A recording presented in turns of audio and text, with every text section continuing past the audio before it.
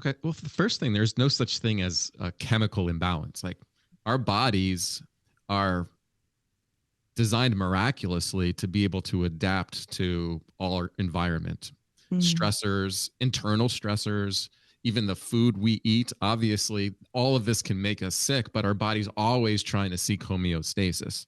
So there's no idea of this uh, of a chemical imbalance. That's just a drug marketing narrative that wants you to believe that it's somehow outside of your control. So let's just go, what are emotions at a basic level? Well, it's energy in motion. And so it is, we are energetic beings, and these emotions are, have a full range.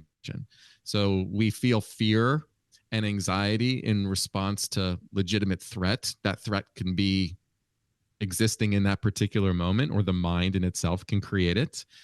We experience sadness or grief or loss, all in response to events that are occurring either internally in our consciousness or in our lives. And those emotions are designed to get us to pay attention and to make important decisions in how we respond to those things. They're also like have a lot of survival mechanisms to it. Of course, like fear is a survival mechanism, but even what we label as depression is probably an adapted response to somebody who was, at that particular moment overwhelmed and is lacking the ability to be able to contribute to the group. So I remember reading a beautiful paper when I was in graduate school called The Benefits of Being Blue, which was an evolutionary perspective of the development of depression. So first and foremost, we now have 20 to 25% of the population identifying themselves as clinically depressed every single year. Historically, the idea of a real depressive episode was quite rare. Never experienced by children, never experienced by adolescents.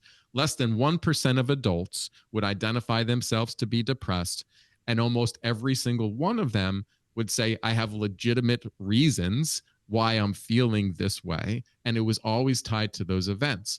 The medicalization of this is new.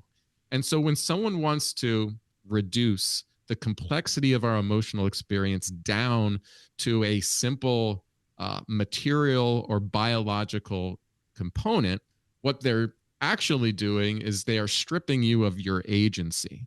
Now, I'm not denying that there can be biological or physical responses to real toxins or things that happen in our life, or those origins aren't there. So for a great example of that is like hormonal imbalances. So we use that word again, imbalance.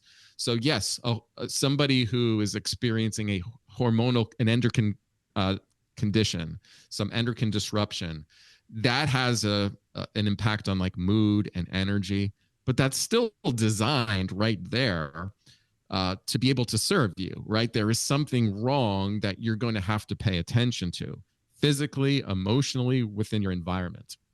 Traditionally speaking, and when I was in graduate school, it was very important for us when somebody is presenting with conditions of mood or anxiety or whatever that may be, that they're evaluated medically for a legitimate medical problem. So we are now at a period in time where legitimate medical issues are misdiagnosed as psychiatric.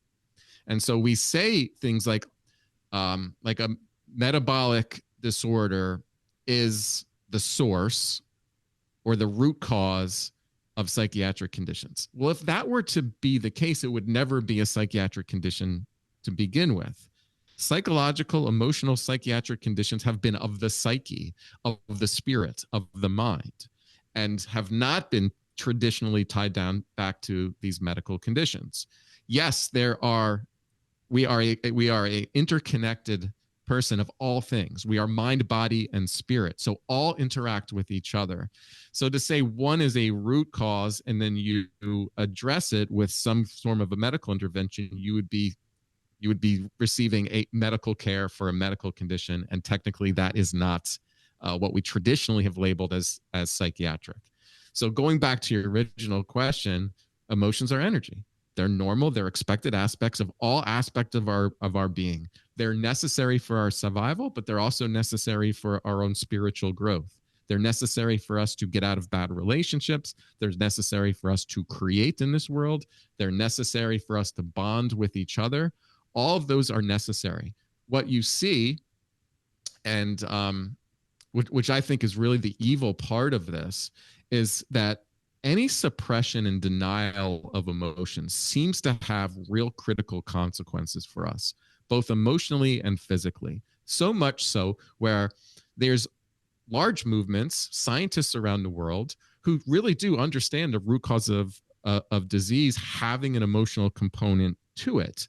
And so when you suppress those emotions and you don't deal with whether that's past trauma, or allow emotions to be able to move and be able to face them, they do become kind of stuck energies that have an impact, I think, in our physical presentations and our physical bodies.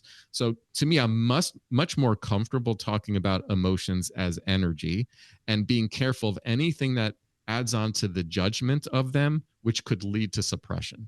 Friends, want to dive deeper into our thought-provoking conversations? Become part of the Beyond Labels family today by joining below. For any gift amount, you'll get access to the full, uncut episodes. Every contribution, whether big or small, keeps this podcast going. So join us and expand your Beyond Labels experience. Thank you.